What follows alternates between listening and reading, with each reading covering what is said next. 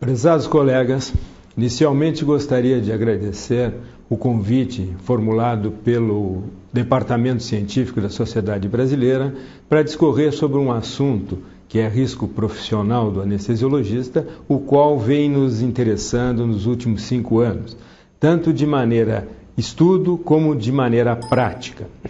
Pela extensão do problema, solicitamos a esse departamento a divisão desta apresentação em 2 tópicos, o psíquico e o somático. Nesse momento, discorreremos sobre o risco profissional psíquico. Toda a nossa apresentação estará baseada em bases científicas na National Library of Medicine, no Centro Cochrane do Brasil e em pesquisa de dados da BVS. Todas as revisões expostas nesse momento, elas visam força de evidências baseada em medicina baseada em evidências, principalmente em revisões sistematizadas e trial clínicos prospectivos controlados, randomizados, duplamente encobertos. E, além disso, alguns estudos prospectivos de corte. Nós estamos abordando esse assunto que achamos de suma importância tanto para o anestesiologista clínico como para o preceptor de formação médica em anestesiologia, como os residentes em anestesiologia, em 2 frentes. Uma dentro da World Federation, onde participamos como presidente do grupo de estudos em saúde ocupacional, aonde fazem parte praticamente todas as unidades representadas na World Federation. No Brasil, temos outra fonte de estudo dentro da sociedade brasileira, que é a Comissão de Saúde Ocupacional, dos quais os colegas que me acompanham nesse trabalho, nesse momento, são Maria Luísa Alves e Antenor Gripe. Para que esse estudo e que se termine com algum dado positivo que possa ser empregado no sentido da melhora da saúde ocupacional do anestesiologista, nós estabelecemos um questionário que foi distribuído para mais de 60 países, membros da Federação Mundial da Sociedade de Anestesiologia, com o principal objetivo de observar quais eram as posturas dessas sociedades em relação à saúde ocupacional do anestesiologista. Estudamos desde países desenvolvidos, como os Estados Unidos, como a França, como a Inglaterra, até países em desenvolvimento e subdesenvolvidos, como a África, como a Índia. Temos, através desse trabalho, um perfil das sociedades de anestesiologistas, de anestesiologia, membros da World Federation, como encaram esse tipo de problema no mundo.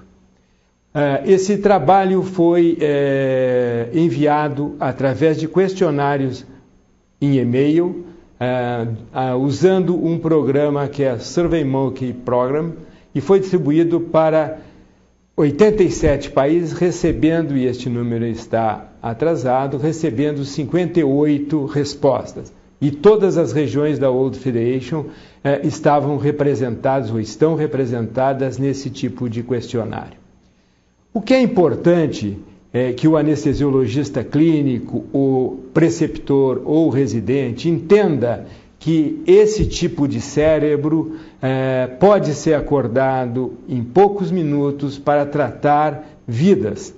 E essa situação expressada nesse slide, que foi publicado na newsletter da Anesthesia Patient Safety Foundation, mostra que ele não tem a mínima condição de estabelecer rapidamente uma cognição efetiva para atender pacientes, principalmente no que se refere à sua resposta às necessidades e às demandas da clínica anestesiológica.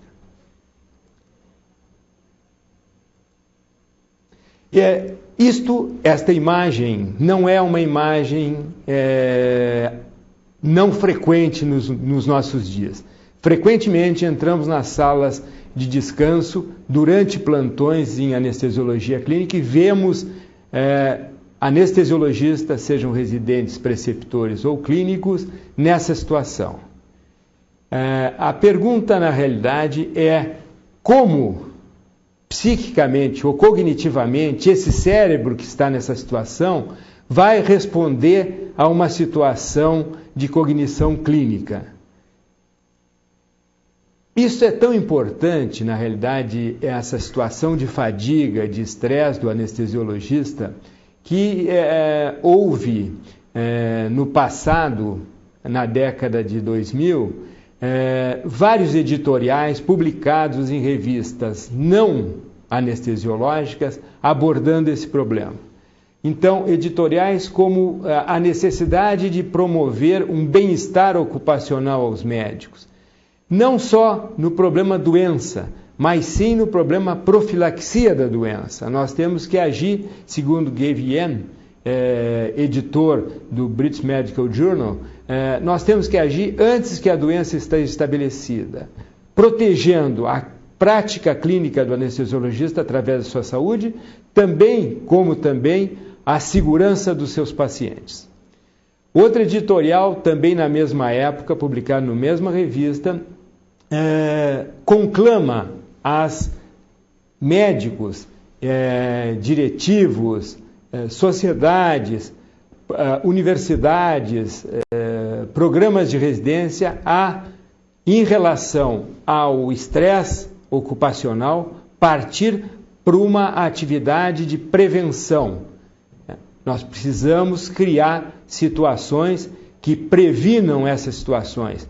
Não só tratem, mas previnam. Em 2009, no British Journal of Medicine, um trabalho sobre competência médica mostrou, em relação ao estresse, que fatores que contribuem para o estresse, no caso da anestesiologia, podem ser identificados e modificados. Esse é o grande vetor nosso no sentido da responsabilidade. Nós, como professores, como orientadores, como chefes de serviço, nós precisamos entender que o estresse, segundo esse trabalho, pode ser identificado no seu nível e pode ser modificado. Isso aumenta a responsabilidade das sociedades e dos conselhos que orientam a prática médica no Brasil ou em outros países. Por exemplo, trabalhos realizados por colegas que participam do nosso grupo na World Federation mostram que a redução de carga horária de trabalho pode, de maneira significante, melhorar o bem-estar ocupacional do anestesiologista, inclusive diminuindo de maneira também significante as despesas com atendimento médico. Quando nós temos dentro da anestesiologia estresse, as alterações psíquicas que nós podemos ter imediatamente, quando esse nível de estresse atinge níveis tendendo a patológicos, nós podemos ter alterações psicogênicas como consequência, alterações de sono, drogadição e síndrome depressiva. Nos impressiona muito, na realidade, a incidência real dessas alterações, tendo como principal preocupação nossa a drogadição, que hoje nota-se que, além de outros fatores, o fator estresse está extremamente relacionada com essa síndrome de adição e principalmente a álcool e opioides, no caso da anestesiologia. A Sociedade Americana de Anestesiologia está extremamente interessada e preocupada desde o ano 2001, em que publicou um trabalho no seu newsletter sobre dependência química em anestesiologistas. Temos que entender, de início, que a dependência química é uma doença cerebral caracterizada por distúrbios neurobiológicos e patologias comportamentais que resultam em uso compulsivo da droga e intenso desejo da obtenção da mesma. Distúrbios que refletem alterações neuroadaptativas no sinal de transdução e codificação genética após o uso crônico das mesmas. Então nós temos que entender que os colegas que são dependentes químicos são doentes que têm um embasamento somático para sua ação psicogênica. Isto é extremamente importante de início entender para quem quer lidar com o anestesiologista ou com qualquer dependente químico, principalmente de álcool e opioides. Nós sabemos que o mais importante na dependência química é a sua atuação em grande escala numa variedade imensa de receptores e neurotransmissores. Mas o mais importante disso tudo é que o abuso de drogas, fruto de estresse ocupacional, de depressão, leva a droga leva a alterações na codificação genética de elementos neuronais centrais e que esses elementos celulares nunca mais responderão de maneira adequada e fisiológica. Por isso, há dificuldade na abordagem dos pacientes dependentes químicos. Outro fato importante que deve ser valorizado na anestesiologista, em particular nesse momento, é que todas as alterações celulares que nós falamos de alteração de codificação genética são principalmente efetuadas em áreas muito específicas, principalmente lidando com afeto e gratificação da situação. A crítica na zona pré-frontal, a gratificação no núcleo accumbens e outros, e as emoções e afetividade na amígdala estão completamente alterados na sua fisiologia quando na presença de opioides, álcool e congêneres. Então, todo anestesiologista que por estresse ou por alterações no seu bem-estar em termos da saúde ocupacional lançou mão do álcool ou dos opioides ou dos benzodiazepínicos, ele tem uma alteração em zonas críticas de afeto, gratificação e emoção. Esse slide representa de maneira diagramática dois circuitos e é interessante que todos atentem para isso. Quando nós temos um colega não adicto, ele tem uma ação baseada numa recordação interrelacionada com memória. E tudo isto, a gratificação, a memória e a ação, está sobre um controle central chamado, em psiquiatria, superego. No adicto, colega adicto, ele tem uma gratificação baseado numa memória e tem uma ação sem intervenção na realidade do controle central ou do superego. Então, na realidade, o adicto, ele age baseado numa memória, que é uma memória central, da gratificação da droga e a sua ação sem controle. Esse é o grande problema nosso em adição química em anestesiologia. Temos que lembrar que são profissionais que agem baseados numa memória gratificante sem controle central. Eles procuram o seu bem-estar a qualquer preço. E isso põe em risco a sua saúde e a segurança do seu paciente.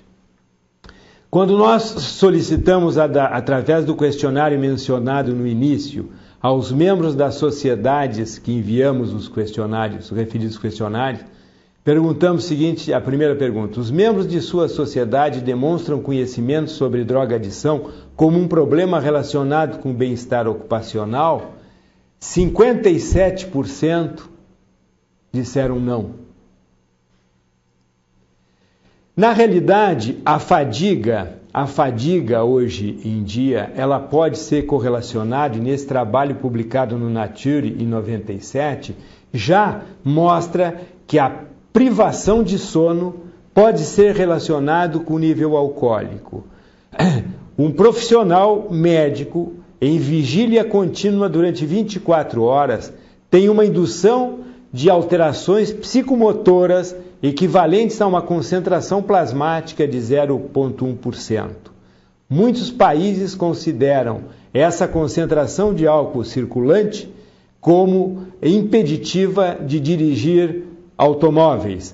Então, na realidade, muitas vezes colegas em plantão durante 24 horas, no fim deles já estão praticamente com nível plasmático sérico de álcool elevadíssimo, comparativamente. Mais do que isso, Stephen Howard, que é membro da nossa equipe na World Federation, publicou já em 2003 um trabalho interessante. Foi um trabalho de simulação em que ele comparou grupo de anestesiologistas descansados e grupo de anestesiologistas privados de sono. Ou seja, o grupo vigil, a simulação estava em condições de sono normais, o grupo B. O grupo A estava com 25 horas de plantão sem dormir. Ele comparou a incidência de lapsos clínicos nos dois grupos. No início da simulação, aqui a privação de sono do grupo em plantão, e vocês vejam, observem a linha azul, a diferença estatisticamente significante de números de lapsos de atitude clínica entre os dois grupos, sendo praticamente zero o grupo descansado e relativamente alto, mas significantemente mais alto que zero, o grupo privado de sono. Isto mostra de maneira eloquente, esse trabalho já de 2003 do Howard, que os lapsos aumentam quando a saúde ocupacional em termos de estresse se eleva. Quando nós perguntamos nesse questionário, os membros de sua sociedade têm consciência do conceito de regulamentação do tempo de atividade profissional semanal? Não. Não. 36%. Sim. 63%. Então já há no mundo, na realidade, a conscientização em 63% de que nós precisamos regular o tempo de atividade profissional semanal. O burnout e o estresse influenciam o desempenho profissional, como nós já vimos anteriormente no trabalho do Howard. Se nós temos também erros médicos em colegas ou residentes ou preceptores deprimidos, ele é extremamente mais significante o nível de erros, e erros na área clínica, e erros em que influenciam vidas. Os deprimidos erram muito mais, de maneira muito significante estatisticamente. Precisamos, sem sombra de dúvida, esse é um trabalho publicado no British Medical Journal de 2008, precisamos entender, avaliar e atuar nos quadros depressivos, não só dependentes químicos, mas com saúde ocupacional alterada de maneira incisiva. Os membros de sua sociedade, outra questão, de sua sociedade demonstram conhecimento sobre síndrome de burnout como um problema de saúde ocupacional? Sim, 89%. E o que se faz sobre isso? Façam uma introspecção e vejam o que se faz na sociedade de anestesiologia, embora o reconhecimento que isso é uma realidade, o que se faz de objetivo clinicamente em termos dos pacientes ou dos colegas abordados por esse tipo de síndrome. A sua sociedade, outra pergunta, possui algum grupo trabalhando no tema bem-estar ocupacional do anestesiologista? Não, 81%. Então vejam a incoerência entre o reconhecimento da síndrome e a atuação em função dela. 81% das sociedades não tem nenhum grupo trabalhando sobre esse tema. Então, eu volto a frisar que é uma discrepância entre os dados epidemiológicos de pesquisa e a atual abordagem a esse tema dentro das sociedades de anestesiologia no mundo. A sua sociedade organizou alguma atividade científica no último congresso sobre o tema sobre bem-estar ocupacional do anestesiologista? Não, 57%, enquanto 80% veem este fato como um problema. 57% não são capazes nem de criar algum fórum de discussão sobre o problema. A sua sociedade promove alguma atividade em relação ao bem-estar ocupacional de seus membros? Pesquisa 22%, nenhuma 86%. Então, é realmente uma situação grave que necessita ser entendida e que necessita ser abordada com coragem. A sua sociedade tenciona desenvolver algum problema sobre o tema saúde ocupacional? Sim, 95,9%. Então, as sociedades já começam a ter um grau de angústia sobre a necessidade de desenvolver programas sobre esse tema. Precisamos, dentro das sociedades, internamente e externamente, desenvolver atividades sobre o tema saúde ocupacional dos membros das mesmas. A sua sociedade possibilita algum tipo de suporte para membros com dificuldade financeira pós-patologias invalidantes para atividades profissionais? 85% não. Precisamos melhorar esse aspecto também. Preocupados com isso, nós desenvolvemos um trabalho dentro do Brasil e apresentamos dentro da World Federation sobre níveis de estresse ocupacional e condições de trabalho em todos os centros de ensino e treinamento no Brasil na década de 2000.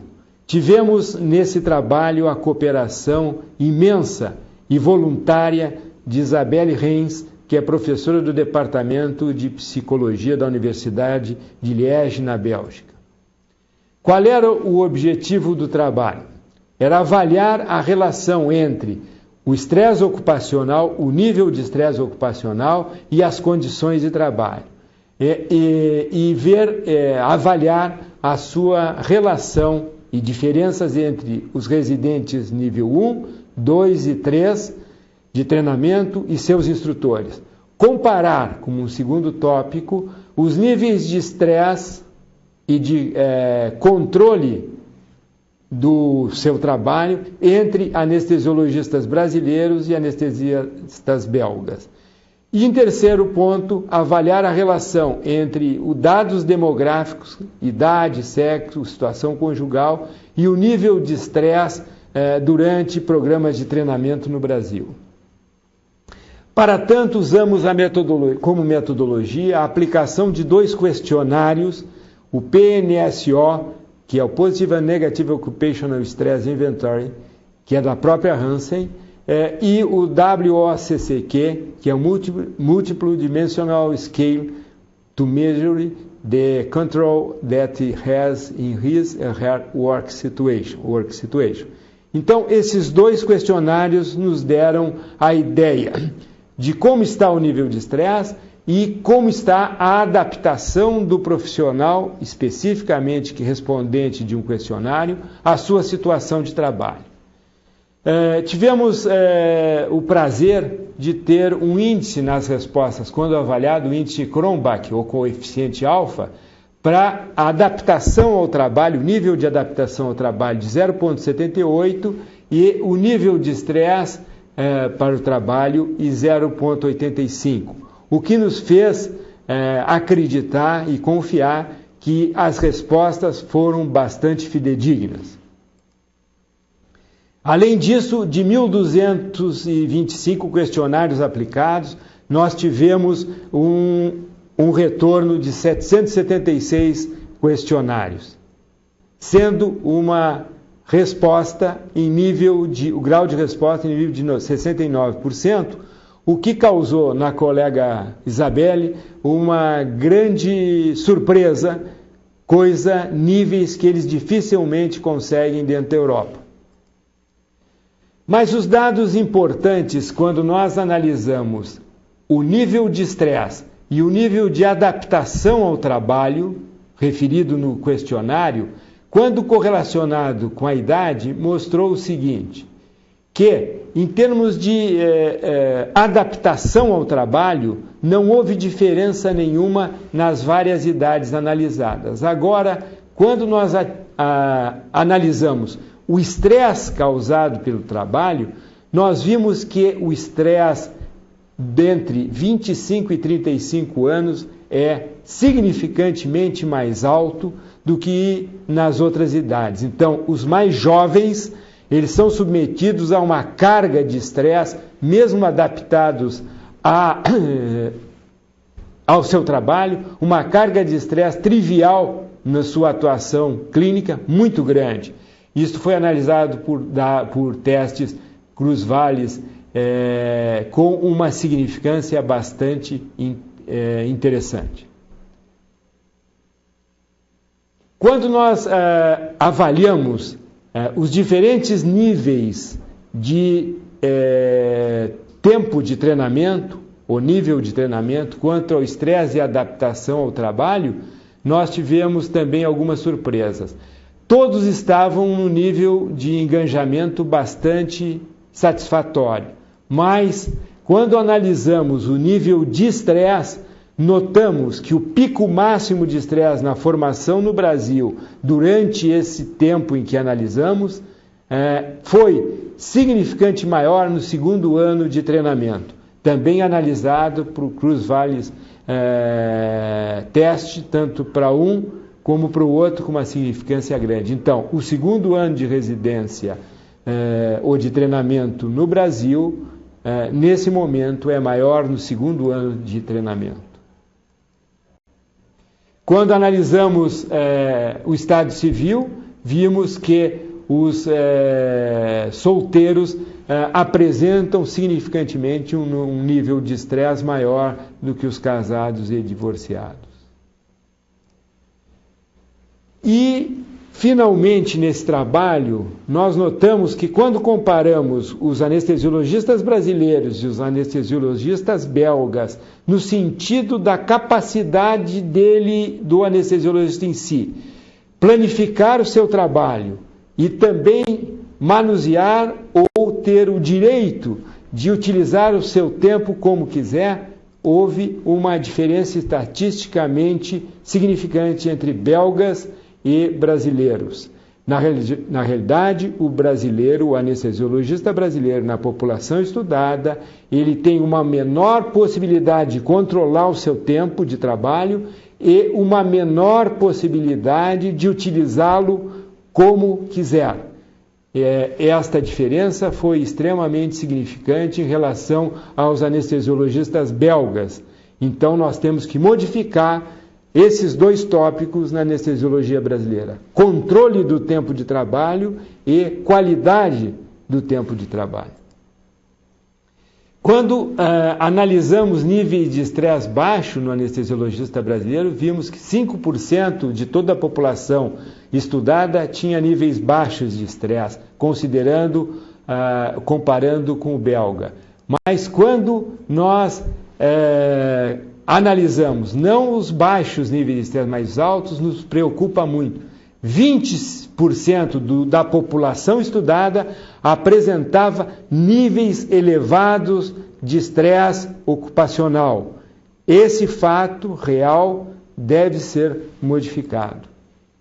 Além disso, também nós notamos uma incidência, é outro trabalho, mas nós estamos estabelecendo aqui uma tabulação cruzada, e nós vimos que a incidência de dependência química é bastante alta no nosso meio em manifestações espontâneas.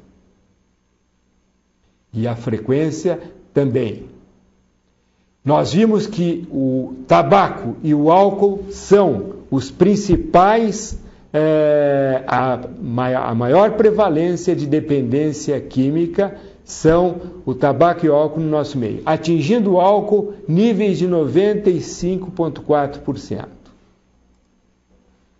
O álcool, além disso, nos mostrou que a prevalência em residentes abaixo de 30 anos, analisados por um QI quadrado, mostra uma prevalência muito significante em relação aos residentes com faixa etária maior. Os residentes de CTs SBA mostraram uma incidência maior, 4 vezes maior, do que os residentes de MEC e SBA. Outro dado a ser pensado.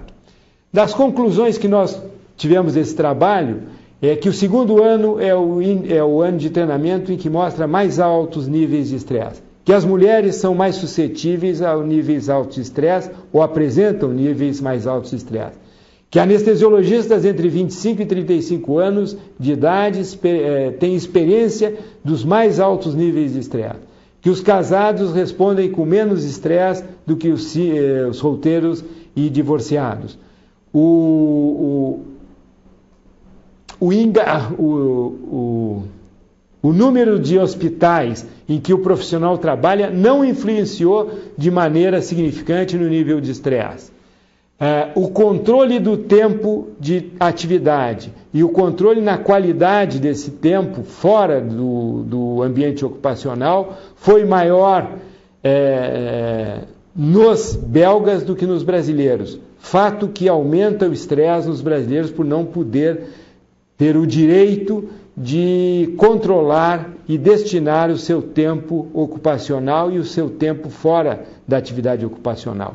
O alcoolismo ou o álcool, a utilização do álcool, mostrou uma alta prevalência em residentes e preceptores no Brasil. Recomendações a partir desse trabalho. Reavaliar os programas de treinamento clínico do anestesiologista, principalmente no caso do segundo ano e nas mulheres jovens em treinamento. Planificar controle de tempo ocupacional e controle do seu tempo fora da atividade ocupacional, o desenvolvimento de programas específicos relatados com álcool e adição, com objetivo profilático, diagnóstico ou terapêutico. Se nós observarmos esse trabalho publicado em uma revista canadense, evidenciando um programa de suporte a médicos dentro desse país, mostrou que 23% do atendimento de médicos canadenses estão na esfera emocional ou estresse, que 26% estão em dependência química. Se nós somarmos os 26 com os 23, vejam o nível fora do Brasil da importância do problema de saúde ocupacional psicogênico. Estresse em 26%, num centro de suporte, e dependência química 26%. Não podemos esquecer, e Gregory Collins publicou lá em 2005, um trabalho publicado na Anestesia e Analgesia de 199 residentes de anestesiologistas dependentes químicos. A evolução deles, 32 deixaram a medicina, 167 retornaram à medicina. Mas o mais importante e a maior responsabilidade das sociedades, dos preceptores, dos diretores, das comissões, é que mostra aqui que 9 desses 199 morreram. Então, na realidade, a dependência química dentro da anestesiologia tem que ser tratada, tem que ser entendida e tem que ser abordada. 9 morreram desse grupo.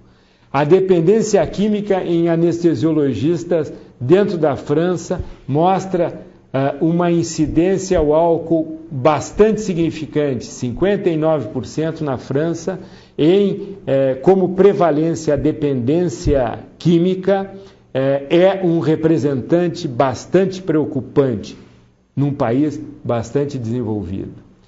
No nosso meio, o Centro de Adição à Droga, sediado na Unifesp e liderado pelo professor Ronaldo Laranjeira e Ramer Palhares, mostra a sua casuística em 57 anestesiologistas tratados no meio e as drogas mais frequentes.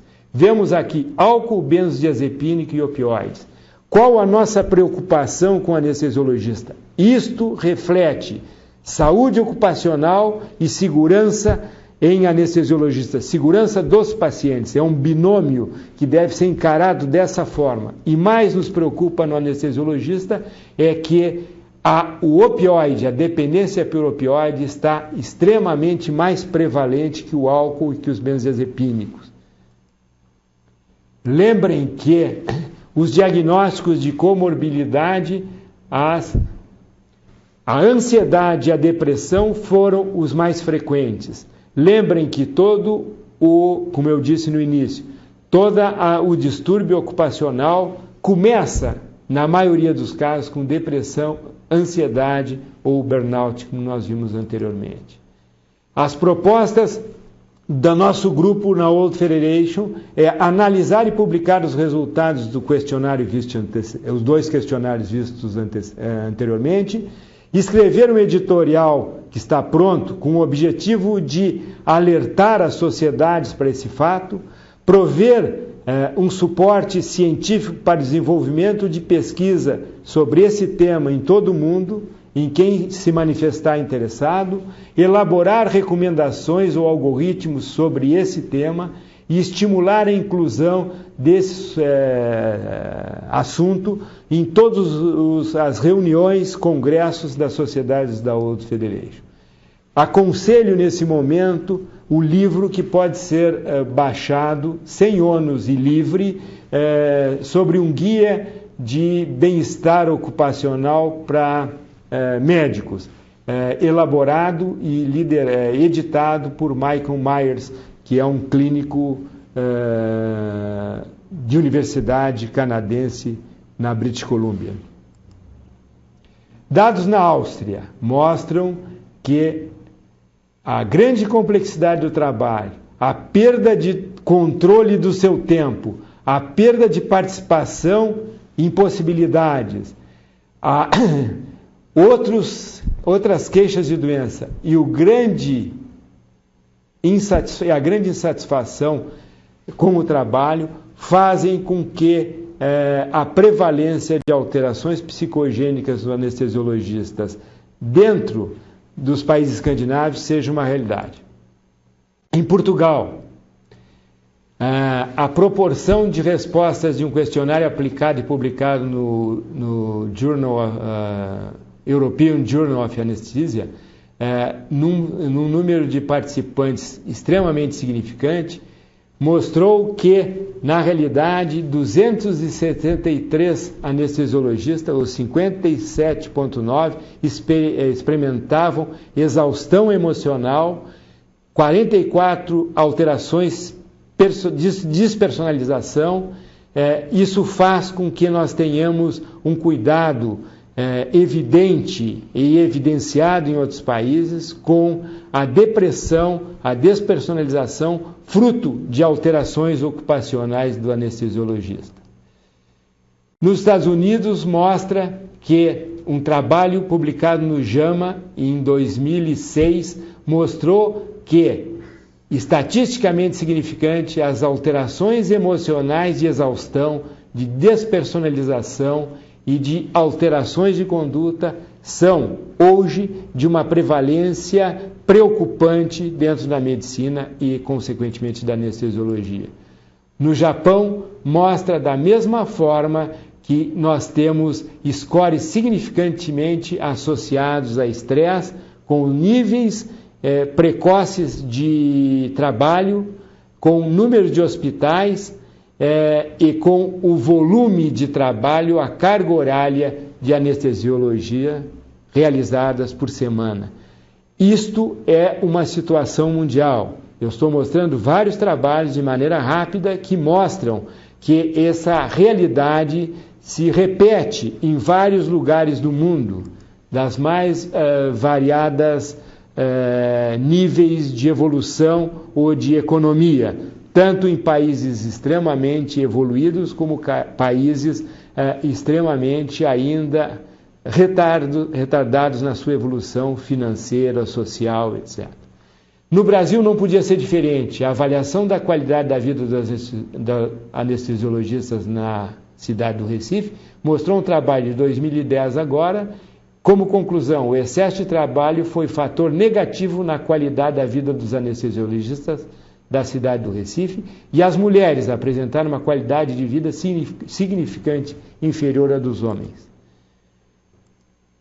no Brasil. Então, finalizando, nós gostaríamos de mostrar que a saúde ocupacional dos anestesiologistas e a segurança dos seus pacientes é uma responsabilidade da World Federation. E, sendo da World Federation, é do Brasil como o terceiro país em número de associados dentro dessa entidade mundial. Vamos enfrentar com coragem, sem cinismo e com resultados controlados esse tipo de situação na saúde ocupacional. Gostaríamos nesse momento de agradecer mais uma vez a comissão, o departamento científico que nos propiciou discorrer sobre esse tema que é de vital importância tanto para a formação como para a prática clínica do anestesiologista no Brasil e no mundo. Muito obrigado.